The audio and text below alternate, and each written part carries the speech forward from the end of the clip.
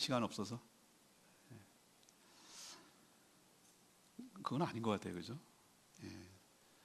아무리 시간 없어도 뭐 할 건 다 해요. 근데 기도는 안 해요. 기도가 후순위죠, 후순위. 저는 유기성 목사님이 말했던 맨 마지막 멘트가 기도를 배워야 된다, 이 말을 하는데 굉장히 저는 공감이 돼요. 모든 걸 다 사람들이 사회에 나가면 배우잖아요. 한글부터 배우잖아요. 근데 기도는 그냥 교회 나오면 당연히 아는 걸 뭘 어떻게 알아요? 몰라요. 기도를 어떻게 해야 되는지 몰라요. 초신자들이 제일 어려워하는 게 뭐냐? 기도를 어떻게 해야 될지 모르는 거예요. 그래서 앉아는 있는데 남들이 앉아 있으니까 눈치를 봐서 눈 감고 뭐 있는데 뭘 해야 될지 모르겠는 거예요. 그래서 뭐라고 하다가 자기는 막 열심히 했는데 시계 보면 5분 지났어. 5분 지났어. 미천 다 떨어진 거예요. 어떻게 저 사람을 1시간 하지? 2시간 하지? 이해가 안 되는 거예요. 할 얘기도 한도가 끝도 없지 무슨 얘기를 1시간이나 하냐, 이렇게 되는 거죠. 그래서 뭔 멘트로 얘기를 해야 될지 몰라서 답답하다고 그러더라고요. 그래서 내가 초신자 심정을 내가 한번 해봤어요. 그럴 수 있겠구나. 내가 기도를 가르쳐야 되는구나, 초신자는. 그래서 제가 처음 온 사람들은 기도문이 있어요. 기도를 이렇게 글로 쓴 걸 갖다가 A4로 한 열 몇 장을 갖다가 줬어요. 일단 읽으라고. 그렇게. 근데 그거는 기도를 배워가는 과도기에 있어서 배워야 될 문제지 계속 그런 식으로 기도하면 안 돼요. 기도는 내 말을 해야 되는 것이지 남의 말을 하듯 하면 안 되거든요. 엄마 아버지한테 잠깐만요, 아버지 그동안 잘 계셨어요. 그럼 얘가 미쳤나 그럴 거예요. 그냥 그건 살아있는 게 아니라 자연스럽지가 않잖아요. 그래서 자꾸 캐톨릭에서는 근데 뭐가 어떻게 하냐면 기도문이 있어요. 그냥 그걸 읽는 거예요. 그걸 물론 전혀 기도를 못하는 사람한테는 그렇게 하는 게 유용하지만, 그렇게 하면은 살아있는 라이브한 진짜 인격적인 관계 속에서 나오는 그런 대화가 안 되기 때문에 그건 바람직하지 않다고 안 가르쳐 주는 거지. 그래서 그런 것이지. 근데 처음 시도할 땐 그렇게 또 필요하겠다, 이런 생각도 제가 한 거예요. 근데 제가 이제 그 단계도 넘어선 분들을 가만히 내가 지켜봤어요. 왜 기도 안 할까? 그랬더니 제가 생각할 때는 1번 같아요. 1번 제일 앞부분에 했던 말씀, 기도의 응답의 경험이 없는 거예요. 그러니 해도 소용없다는 생각이, 확고한 믿음이 생겨버린 거예요. 기도가 응답이 되고 응답이 계속된다는 것을 경험하고 쌓이면은 처음에는 신기하네, 우연이네. 우연이 계속되면 그게 우연이겠어요? 그러고 나면은 기도하는 게 너무 재밌어요. 그리고 재미를 넘어서 무섭기까지 해요. 왜? 기도한 대로 이루어지니까. 그리고 기도가 응답이 안 돼도 하나님께서 더 좋은 것을 주시기 위할 거는 믿음이 생겨나가는 거예요. 그러니까 기도를 안 하는 이유는 미리부터 결론 내리지만 제가 불신 때문에 그래요. 하나님과의 관계가 없기 때문에, 있어도 아주 그냥 맹숭망 남처럼 그렇게 지나기 때문에, 그래서 기도 안 하는 건 아닐까라는 생각을 저는 해보는 거예요. 오늘 예수님이 이제 얘기하는 건데, 솔직히 얘기해보겠어요. 가장 기도가 필요 없으실 것 같은 분이 누구세요? 예수님 아니겠어요? 예수님이 하나님과 늘 친밀하고 그분이 뭐 얘기하는 게 곧 하나님이고 기도를 안 해도 될 것 같은데, 이 복음서를 쭉 보면은 가장 기도에 힘쓴 분이 이분인 걸 알 수 있어요. 새벽 미명에 일어나셔서 한적한 곳에 나가서 기도를 하시지 않나. 또 제자들 다 보내놓고 다 간 다음에 한밤중에 또 올라가셔서 또 기도하지. 이분은 언제 주무시는지 모르겠어. 그렇게 가장 기도에 열심인 분으로 나타나잖아요. 늘 하나님께 뜻을 구하고 하나님 아버지여 이렇게 묻잖아요.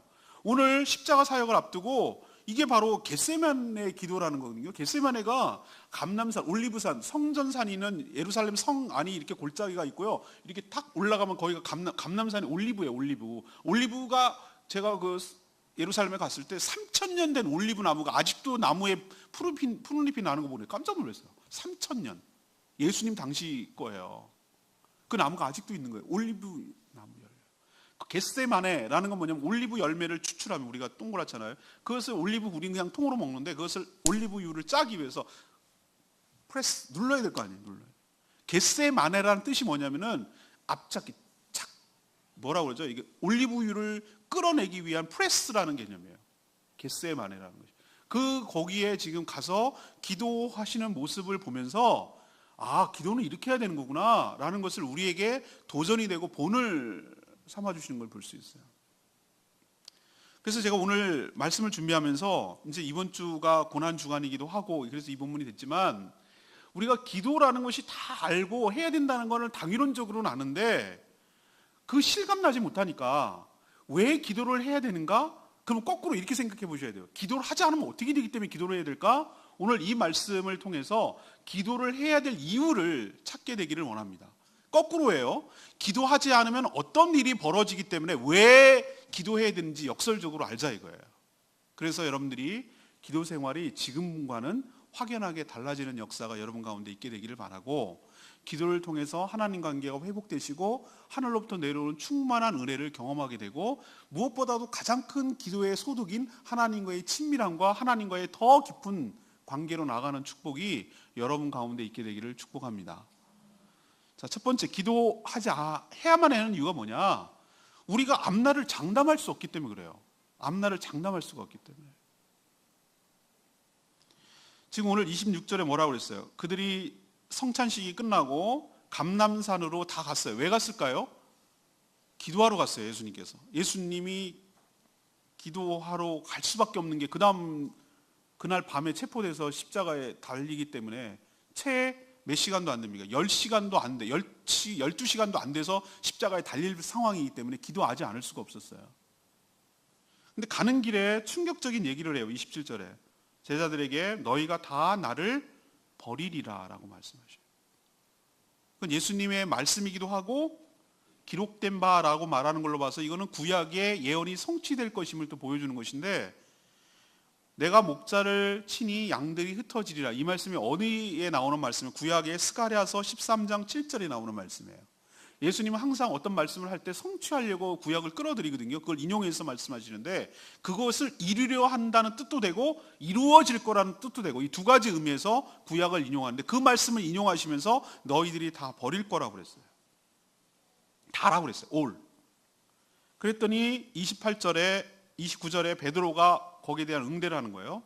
여짜오되 얘네들은 다 버릴지라도 나는 그렇지 않겠습니다 라고 아주 큰 소리 빵빵 치면서 호언장담하는 거예요.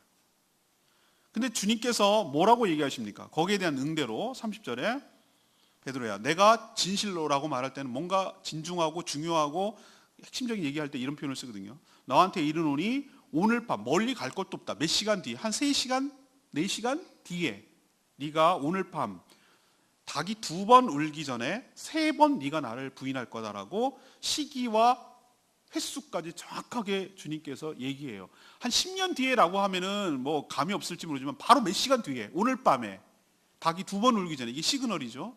3번 나를 부인할 것이다 라고 말해요. 그래서 베드로가 어떻게 말합니까?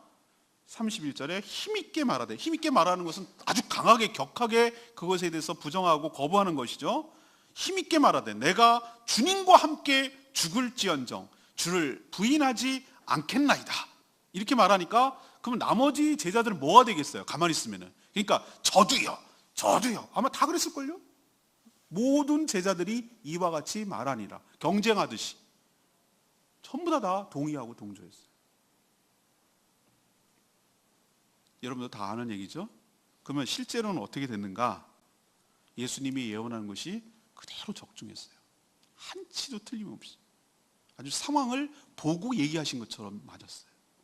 그것을 기록한 것이 여러분이 14장 읽진 않았습니다만 66절부터 한번 가보세요. 66절에서 72절까지가 베드로가 부인하는 과정을 지금 설명하는 거거든요. 그 한 장 넘기면은 66절에 나와요. 베드로가 예수님 따라갔어요. 아랫뜰에 있는데 대제사장 여종이 하나 와서 베드로가 불 쬐는 거 보고 참 이것도 대단하다고 말하지만 내가 초라하죠. 겹불 쬐고 있는 거예요. 여종이 했어요. 너도 나사렛 예수와 함께 있었도다. 너 나사렛 예수 있는 것 같은데 봤는데 그러니까 뭐라 그랬어요? 예수님 베드로가 부인하여 이르되 나는 네가 말하는 것을 무엇인지 알지도 못하고 깨닫지도 못하겠노라 하고 이제 자리를 쓱 피해서 앞들로 나가요. 여종이 그를 보고 곁에 있는 자들에게 다시 이르되 이 사람은 그 도당 한패다라고 얘기를 해요. 그러니까 또 부인해요. 또 두 번째 부인했죠. 조금 후에 곁에 서 있는 사람들이 다시 베드로에게 말하되 너 말티나 하는 행동 보니 갈릴리 사람 맞는데 예수랑 같이 한 패고 맞구만, 그 도당 맞구만, 이렇게 얘기하니까 71절에 베드로가 뭐라고 합니까? 저주하여 맹세하되. 저주한다는 건 예수님을 저주했다는 얘기예요. 그리고 맹세하여, 하나님께 맹세한다는 얘기예요. 너희가 말하는 이 사람을 내가 알지 못하노라 하니 닭이 두 번째 울더라. 시그널이죠. 두 번 울 거라고 그랬어요. 베드로가 예수님께서 자기에게 하신 말씀이 닭 울기 전에 네가 세 번 나를 부인하리라 하신 말씀이 기억하고 생각하고 울었다 그랬어요. 다른 복음서에는 닭이 세 번 울고 저주하여 맹세할 때 예수님이 뒤돌아봤다 그랬어요. 그리고 베드로와 눈이 마주쳤어요.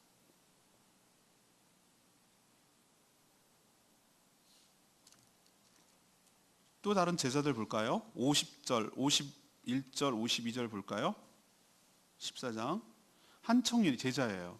청년이 벗은 몸에 배 혼니부를 두르고 예수를 따라가다가 예수님을 잡으러 온 무리에게 잡혔어요. 이렇게 잡히니까 52절에 배 혼니부를 버리고 벗은 몸으로 도망하니라. 그러니까 걸음아 나 살려라 그러고 나를 붙잡으니까 이렇게 두르고 있던 배옷을 갖다가 혼니부를 벗어 던지고 알몸으로 도망갔다는 뜻이에요.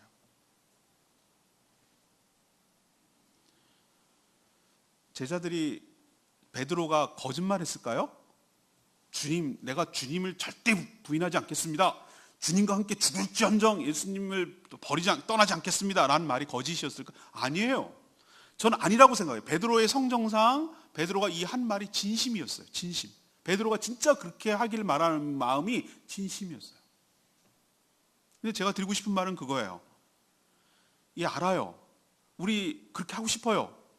그런 결심이 있어요. 그러고 싶은 마음, 의지도 있어요. 근데 우리 인생이 우리가 말한 대로 우리 의지대로 되던가요? 어른이 되어간다는 건 뭐죠? 인생이 내 마음대로 안 된다는 걸 깨달아가는 과정이에요. 세상이 내 마음대로 됐으면 이렇지 않아요. 내 인생이 지금 이렇지 않다고. 근데 어쩌면 그렇게 하나같이 내 마음대로 되는 게 없어. 어쩌면 그렇게 내 뜻대로 되는 게 없어. 어쩌면 그렇게 내 바람대로 되는 게 없어. 어쩌면 그렇게 어긋나고 어그러지고 비껴가고 그렇게 가는지 모르겠어. 이게 인생이거든요. 근데 내가 어떻게 기도하지 않고 장담하고 그대로 살 수 있단 말이에요. 못 삽니다. 우리 인생이 내 마음대로 되지 못합니다. 우린 장담한다고 큰 소리 친다고 우리 인생이 그렇게 사라지는 것이 아닙니다. 그렇기 때문에 더 우리가 하나님의 은혜를 구해야 되고 하나님께 간구하고 기도해야 될 줄로 믿습니다. 이런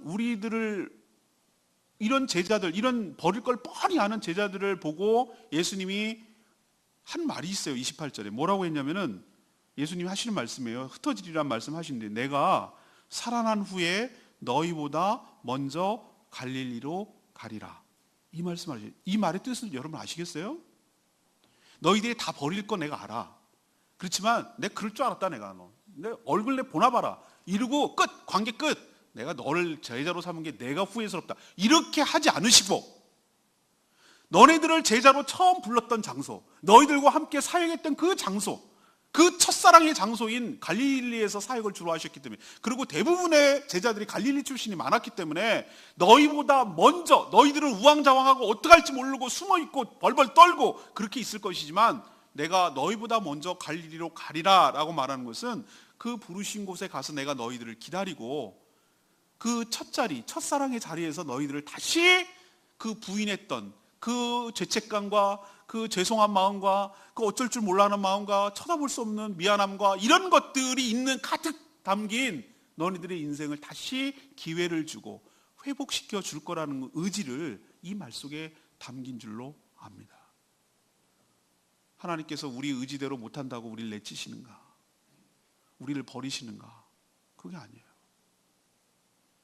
우리가 연약함을 너무 잘 아시고 우리가 때로는 말대로 못하고 약속을 못 지키고 그렇게 살아가지 못한다는 것을 너무너무 잘 아시지만 그럼에도 불구하고 우리는 하나님을 포기하고 우리는 하나님을 배신하고 우리는 하나님을 모른다고 저주하지만 하나님은 끝까지 우리를 붙들어 주시고 우리를 여전히 그 자리에 계시고 우리를 만날 자리를 마련하시고 우리가 다시 되돌아갈 그 자리, 그 숨어 들어가는 그 자리에 가서 먼저 기다려 주시고 우리를 다시 만나 주시고 다시 회복시켜 주시는 은혜가 있기 때문에 우리가 오늘도 살아가는 줄로 믿습니다. 제가 말씀드리죠. 왜 기도해야 되냐고요? 우리가 앞날을 장담할 수가 없고 우리가 말한 대로 계획한 대로 큰 소리친 대로 살아갈 수 없고 오직 우리는 하나님이 주신 은혜로만 살아가기 때문에 더 깨어서 기도하고 하나님께 간구해야 될 줄로 믿습니다. 두 번째 얘기는 기도해야 주님의 뜻에 순종할 수 있기 때문에 그런 거예요. 겟세마네 동산이라고 우리는 보통 알고 있죠. 근데 여기에 자주 갔던 것 같아요. 습관적으로 여기 예루살렘에 오시면 갔던 것 같아요. 왜 알 수 있냐면은 가룟 유다가 은 30 받고 예수님이 어디 있는지를 잡으러 온 사람들한테 가르쳐 줘요. 아니 그 큰 감람산의 그 감람산인지도 아닌지도 모르겠고 예루살렘 성내에 어디 집에 있는지도 모르겠고 그걸 일일이 다 수색할 수도 없고 어디 있는지 예수님이 어디 가야 체포를 할 수 있는지 누가 알 거냔 말이에요. 가룟 유다는 알았어요. 그런 정보 때문에 돈을 받은 거 아니에요? 그러니까 겟세마네 동산이라고 말하는 그 장소는 예수님이 그 예루살렘 근처 그쪽에 갔을 때 항상 습관적으로 기도했는 장소라는 것. 그러니까 그만큼 습관이라는 얘기는 유다도 알 정도로 한다는 얘기는 얼마나 그 장소를 활용하고 그 장소에 자주 갔는지를 보여주는 거예요. 그리고 기도할 때 어떻게 하시는지 보시죠.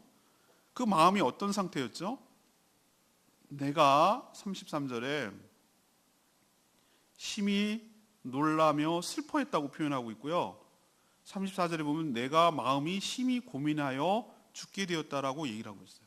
예수님의 지금 심리 상태가 놀라고 슬프고 고민이 되는 상태예요. 여러분들이 오늘도 살아가는 이유는 내일 죽을지 모르기 때문에 사는 거예요. 만약에 여러분들이 내일 죽을 거예요 라고 확정적이었다면 오늘 여러분 이렇게 평온한 상태로 살 수가 없어요.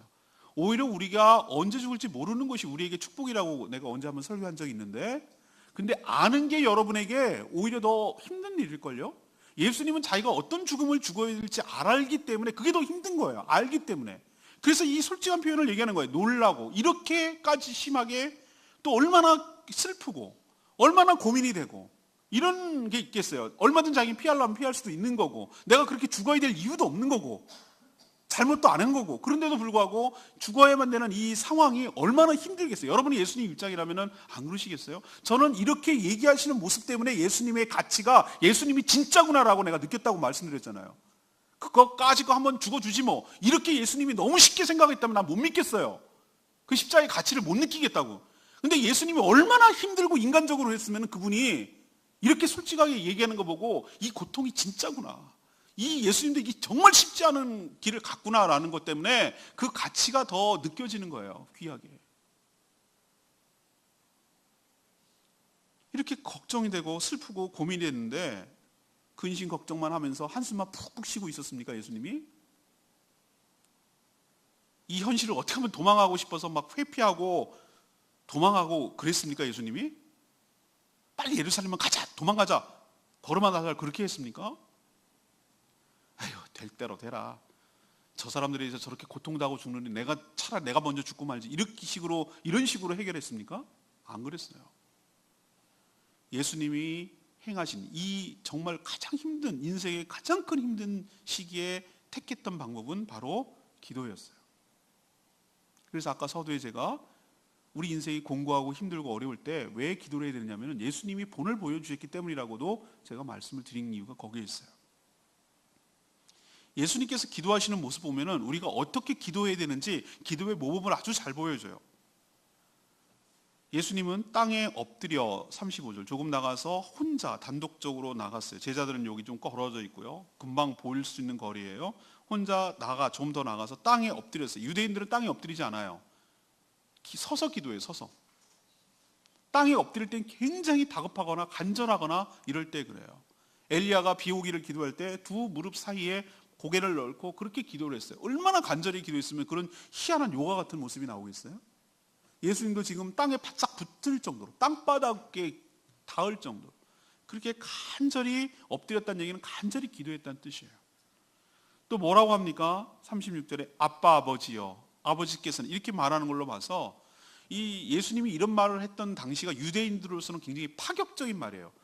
왜냐하면 하나님은 이들을 생각할 때 유대인들은 하나님은 굉장히 높고 멀리 계시고 우러러보고 감히 이름도 못 불러가지고 대제사장이 그렇게 말하잖아요. 예수님을 신문할 때 하나님이라고 말하지 않아요. 여호와. 그래서 그 발음이 아직까지 남아있지 않아서 그 전에 오는 게 구전이 없어가지고 사운드를 못 발견해가지고 근데 요즘 학자들이 야훼가 가깝겠다. 우리는 여호와 하나님이라고 그러는데 여호와 이름이라는 정확한 사운드를 전수를 안 해준 거예요. 찬송 받을 이, 하늘에 계신 분, 뭐 이런 식으로 간접적으로 표현했던 거예요. 하나님 이름을 함부로 못 불러서. 근데 예수님은 어떻게 말하고 있습니까? 아버지라고 말하네. 그것도 아빠라고 말하네. 아바.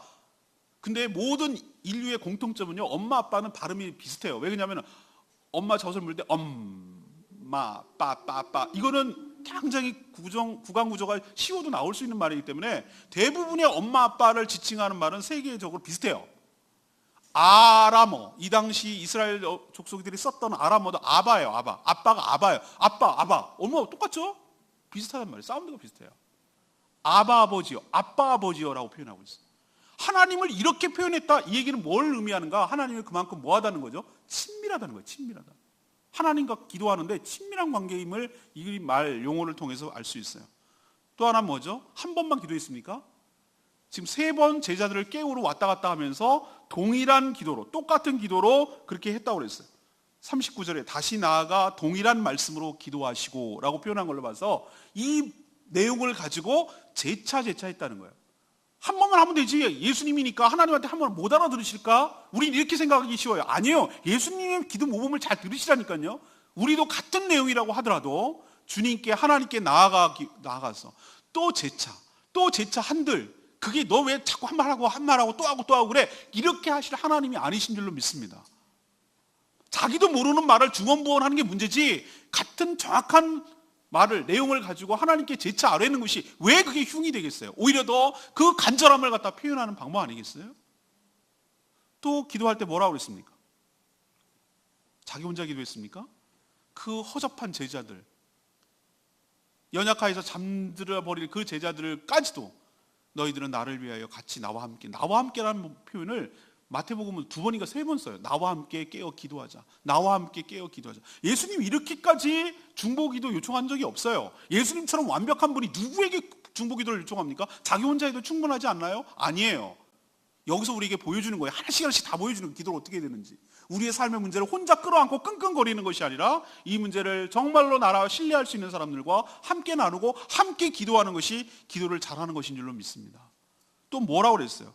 이 잔을 옮기시옵소서. 아버지요, 아버지는 할 수 있사오니 할 수만 있다면 이게 뭡니까? 나약해서 하는 소리입니까? 겁먹어서 하는 소리입니까? 아니요. 저는 이 말씀에서 뭘 느끼냐면은 솔직함을 느껴요. 숨기지 않아요. 하나님 앞에 뭘 숨기겠어요? 저는 이런 인간 예수님의 모습을 보기 때문에 십자가의 가치를 더 의미있게 둔다고 제가 말씀드리는 거예요. 아무런 이런 것이 없다면은 쉽게 십자가를 졌다면 십자가 가치가 하나님이니까 그렇게 했지, 예수님이니까 그렇게 했지라고 생각하기 쉽잖아요. 얼마나 힘들고 고민됐으면 솔직한 속내를 얘기하는 거예요. 이 잔을 이걸 안 했으면 좋겠다.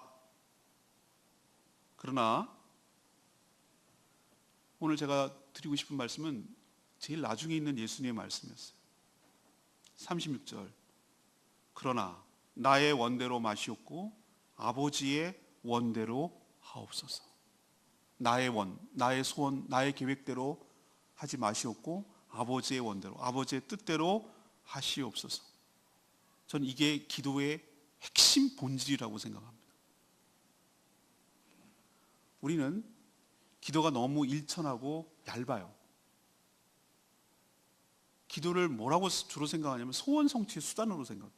하나님께 이거 하래고 저거 하래고, 하나님 이거 들어주시고 이거 들어주시고 리스트를 쭉 뽑아가지고 될 때까지 할 거야 내가, 막 이런 식으로 막 욱박지르고 막 협박하기도 하고 때로는 막 아양 떨기도 하고 어떻게 하든지 이분 마음을 돌이키고 삶아서 내 소원을 성취하는 것이 기도라고 생각하는 경향이 많아요.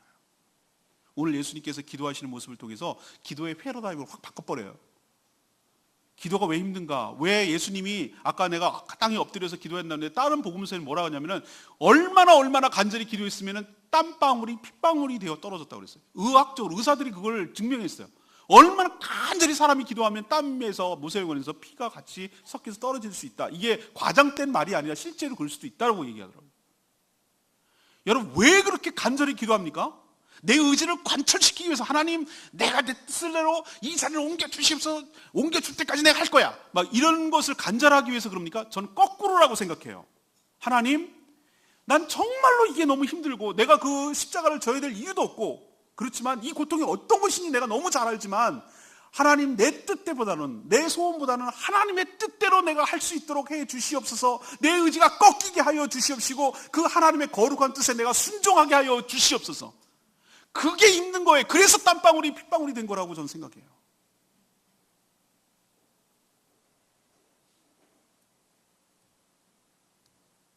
기도는 내가 죽는 과정이에요. 내 의지가 죽고 내 감정이 죽고 십자가에 못 박히는 과정이에요. 기도를 언제까지 해야 되는가? 내 의지가 꺾여서 주의 뜻에 순종할 때까지 해야 될 줄로 믿습니다. 기도가 왜 힘든가? 내가 죽는 과정이 너무너무 힘들어. 난 죽고 싶지 않아. 내 감정대로 하고 싶어. 내 계획대로 하고 싶어. 내 소원대로 하고 싶어. 내 마음대로 하고 싶어. 근데 그게 아니고 하나님의 뜻이 이거라고 하는데 거기에 맞추려고 하니까 정말 힘들고 어려운 거예요. 전 이 경험을 했기 때문에 알아요. 이게 무슨 말인지 알아요. 제 성정상 저 사람을 도대체 용서할 수가 없어. 내 성정상 저 사람을 용납할 수가 없어. 나만 그런 게 아니라 객관적으로 봐도 그래. 누가 봐도 저 사람 그럴 것 같아. 이런 상황이면 저 사람을 내가 수용할 수가 없어. 그런데 하나님의 뜻은 수용하래. 그게 하나님 뜻이라는 거예요. 여러분은 어떻게 하시겠어요? 왜 기도하겠습니까? 그걸 꺾느라고. 그 내 의지를 꺾느라고. 그렇게 하고 싶어하는 내 욕망을 내가 내 마음대로 막 내 감정대로 하고 싶은 나를 죽이느라고 그렇게 몸부림을 치면서 그렇게 힘든 거예요. 기도가. 그렇기 때문에 기도가 처절해지는 거예요. 왜? 내가 죽지 않으면은 내가 살아서 내 마음대로 하니까. 하나님의 뜻보다는 내 뜻대로 내 마음대로 하니까. 그게 이 문제를 해결하는 것이 아니라 문제를 더 일으키고 더 복잡하게 만들고 더 망가지게 하는 것이니까. 내가 죽어야 해결이 되니까. 근데 기도 안 하면 어떻게 됩니까? 하나님의 뜻에 순종할 수가 없어요. 내 마음대로 해요. 그리고 내 감정에 충실해요. 그래서 일이 더 복잡해지고 더 힘들어지고 더 망가뜨리는 거예요. 공동체를 깨고 힘들게 되는 거예요. 사랑하는 여러분 기도를 통해서 여러분이 죽는 과정을 거치게 되기를 원합니다. 여러분 삶에 여러분의 소원이 아니라 하나님의 소원이 여러분 삶 가운데 일어나게 되기를 원합니다. 나는 죽어도 아닌 것 같아도 하나님의 뜻이 그렇다면 내가 거기에 뜻에 맞춰서 기꺼이 내가 죽고 그 뜻에 따르는 때까지 기도로 여러분 통과하겠어. 내가 아닌 주님이 내 삶 가운데 나타나고 내 뜻이 아닌 주님의 뜻이 내 삶 가운데 나타나는 축복이 여러분 삶 가운데 있게 되기를 축복합니다. 그래서 기도해야 됩니다. 세 번째는 무엇입니까? 시험에 들지 않을 수 있기 때문에, 기도해야 시험에 들지 않을 수 있기 때문에. 예수님이 내가 심히 고민되어서 죽게 되었다 라고 말씀하셔요. 그리고 너희들은 나와 함께 깨어서 기도해달라고 중보까지 이렇게 제자들에게 요청을 해요. 그럼 여러분 같으면은, 여러분 아무리 눈치가 없고 그런 사람이 하더라도 평상시 예수님 닮지 않은 모습이 지금 나타나거든요. 이렇게 자기 심정을 이렇게 괴롭다고 말한 적이 복음서에 한 번도 없어요. 여기가 처음이에요. 그리고 제자들에게 뭘 중보기도 요청한 적이 한 번도 없어요. 아무리 눈치가 없는 제자들도 예수님 좀 이상한데? 좀 평상시 같지 않은데? 그러면 좀 분위기라도 좀 파악을 하고 네 라고 말하고 하는 신용이라도 했었어야 되는데 전혀 감지를 못하고 있어요. 내가 그렇게 죽는다, 예루살렘에 올라가서 이번에 죽는다, 예루살렘에 올라오기까지 계속 그렇게 몇 차례나 거쳐서 얘기를 했는데도 불구하고 누가 크니, 네가 크니, 너 싸우기나 할 줄 알았지.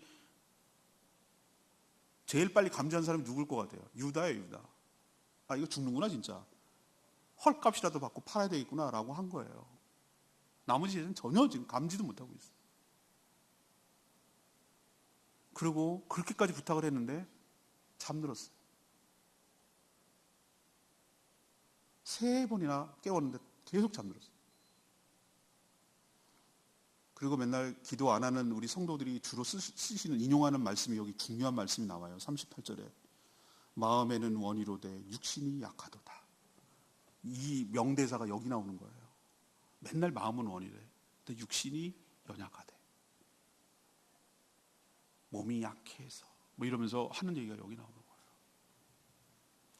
예수님께서 2번, 3번 깨우시면서 두 번째 왔을 때 이렇게 얘기를 해요.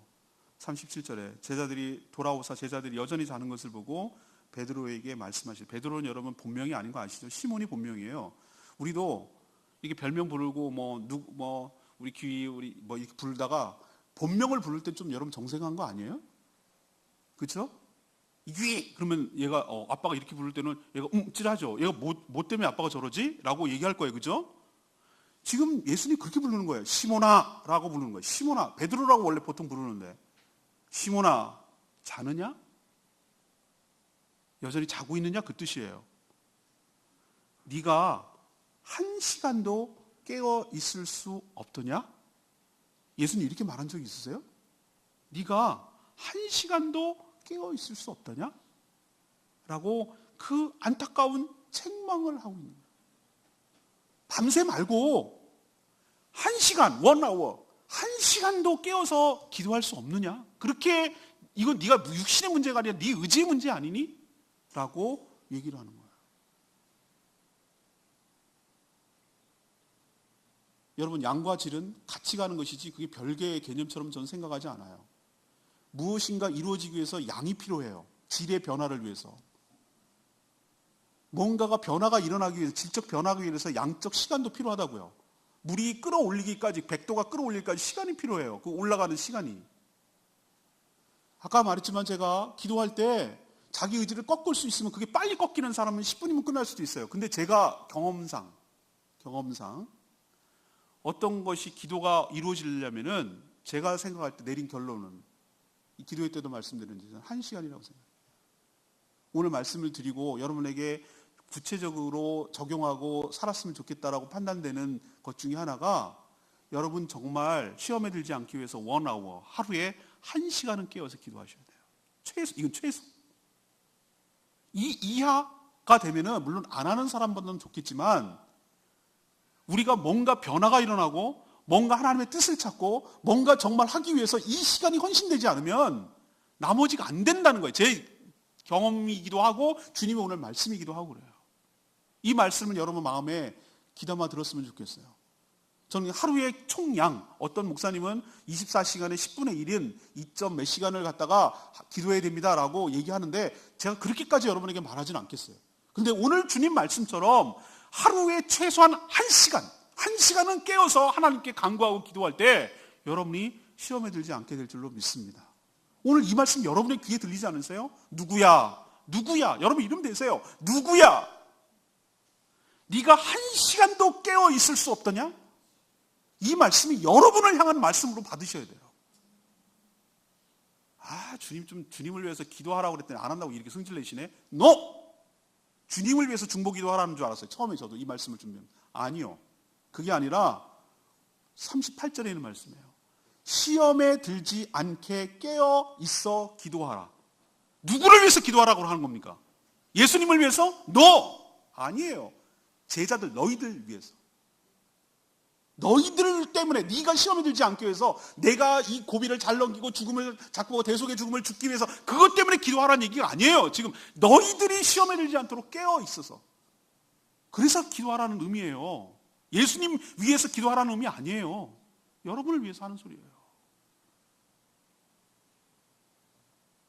그럼에도 여전히 이렇게까지 얘기했는데도 불구하고 세 번째 오셨을 때 41절 세 번째 오셨을 때 이들은 여전히 뭐하고 있었습니까? 이렇게까지 얘기를 했는데도 불구하고 잠자고 있었어요.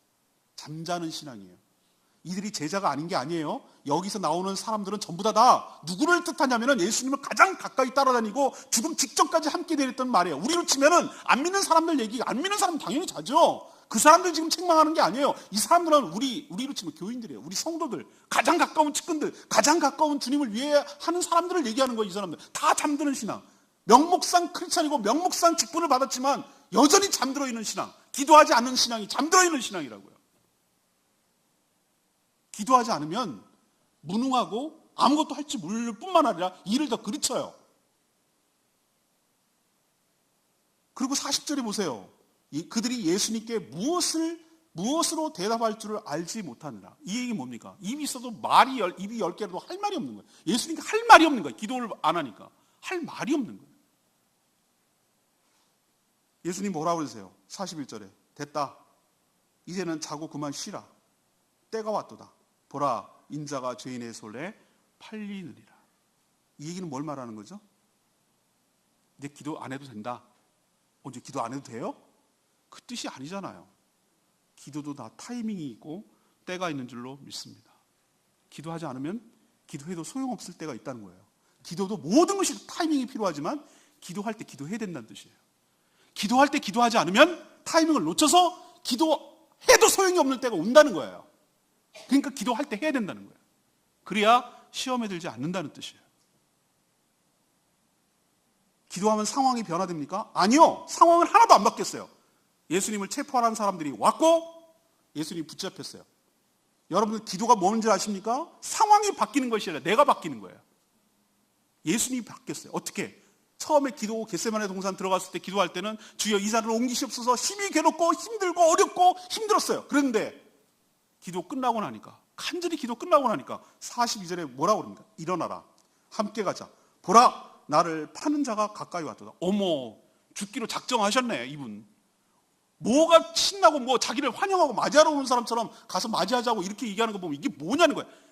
제가 알려드리죠. 기도가 끝나고 나니까 상황은 하나도 안 바뀌었는데 예수님이 바뀌었는데 어떻게 바뀌었는가? 무서워서 두렵고 근심되고 걱정되고 이렇게 되고 디프레스되고 이런 개념이 아니라 이 상황을 주도적으로 끌고 나가고 주도적으로 참여하고 있는 것을 볼 수 있는 줄로 믿습니다. 이게 바로 기도하는 효과예요.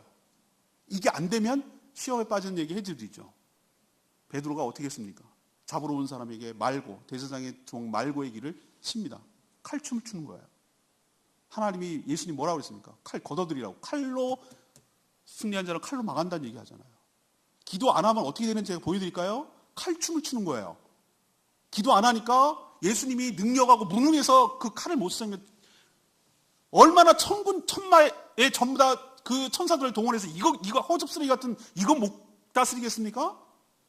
힘이 없습니까? 진짜로 힘 있는 게 뭔지 아십니까? 힘이 있는데도 힘을 안 쓰는 거예요. 기도 안 하면은 어줍잖은 칼 하나 휘둘면서 막 칼춤 추는 거예요.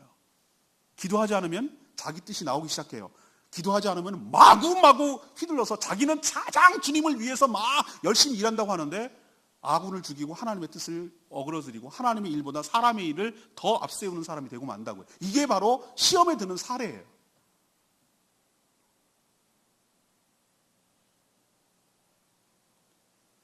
우리도 왜 기도해야 되는가? 시험이 곳곳에 포진되어 있고 시험이 우리에게 착각 다가오는데 정말로 기도해야 할 때인데 기도할 타이밍이라는 게 흐름상 있는데 그걸 감지도 못하고 기도할 때 하지도 않고 잠들어 있다가 상황이 닥치니까 기도 안 한 티를 내면서 마구 휘두르고 자기 감정대로 자기가 하고 싶은 대로 막 휘둘러대는 이 모습이 바로 시험에 드는 모습인데 우리도 얼마든지 더 할 수 있는 사람들이니 우리도 시험에 들지 않도록 깨어서 기도하는 저와 여러분 되기를 소망합니다. 오늘 말씀을 결론 내리면 그거예요. 여러분에게 전 한 사람 한 사람에게 묻지는 않겠습니다만 여러분 스스로 묻고 대답하세요. 속으로. 요즘은 나는 어떻게 기도 생활을 하고 있습니까? 내 기도 생활은 어떻습니까? 요즘? 고정된 장소가 있습니까? 습관적으로 내가 내 기도의 처소와 기도의 자리가 있습니까? 예수님처럼 겟세마네라고 하는 유다가 알아볼 정도로 자주 가고 습관적으로 가는 그 어떤 자기만의 기도 공간이 있습니까? 골방 같은 게? 그리고 정해놓은 시간이 있습니까? 습관적으로 정해놓은 시간이 패턴이 있습니까? 부정기적으로 그냥 될 때 그냥 시간만 이렇게 합니까? 아니면은 정해놓은 시간이 있습니까? 여러분은 무슨 내용을 가지고 기도하십니까? 여전히 내 소원 성취해달라고 기도하십니까? 이번에 우리 아들이 꼭, 우리 딸 이번엔 꼭 대박나도록, 이번에 꼭 승진되도록, 이겁니까? 여전히? 내 뜻이 꺾이고 하나님의 뜻이 내 삶에 적용되고 내가 그 뜻에 순종하기 위해서 기도하고 계시는지, 여전히 내 소원 성취를 위해서 기도하는지 묻는 거예요. 또 묻습니다. 여러분은 어떤 태도로 기도하십니까? 해주면 좋고 안 해주면 할 수 없고 뭐 어차피 인생 이렇게 해주면 고마운 거지, 안 해줘도 뭐 내 생각대로 할 거니까, 이런 식으로 기도하는 것인지, 아니면은 정말로 하나님이 도와주셔야, 하나님 은혜를 베풀어 주셔야 이 일을 할 수 있습니다라는 그 땀방울이 핏방울이 될 정도로 정말 땅에 바짝 엎드려서 그렇게 간절하게 기도하고 반복적으로 기도하고 솔직히 기도하고 하나님과 친밀감 가운데 기도하고 이렇게 기도하시는 제가 묻는 거예요, 태도를. 이게 바로 내 기도 생활이 어떤지를 체크리스트를 하라고 제가 항목을 얘기한 거예요. 그리고 결정적으로 여러분이 기도를 잘했다 그리고 못했다를 어떻게 할 수 있냐면, 여러분 기도하고 나서 기도하기 전과 기도한 후에 뭐가 바뀌었는지를 묻고 싶어요. 무엇이 바뀌었습니까? 상황이 바뀌길 원합니까? 아니라고 그랬잖아요. 기도의 본질이 뭐가 바뀌는 겁니까? 내가 바뀌는 거예요. 내가 죽는 거예요. 내가 죽고 예수가 사는 것입니다. 그게 내가 사는 길이기도 해요. 예수 안에 내가 있기 때문에 예수가 살면 난 죽을 것 같죠. 그게 어리석은 거예요.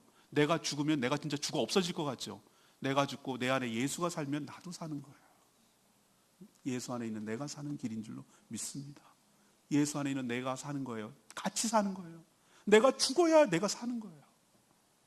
내가 죽지 않으면은 다 죽는 거예요. 나도 죽고 다 죽어요. 내가 죽어야 돼요. 그래서 힘든 거예요, 기도가. 처절해요. 난 안 죽고 싶거든. 막 여러분 수영 배울 때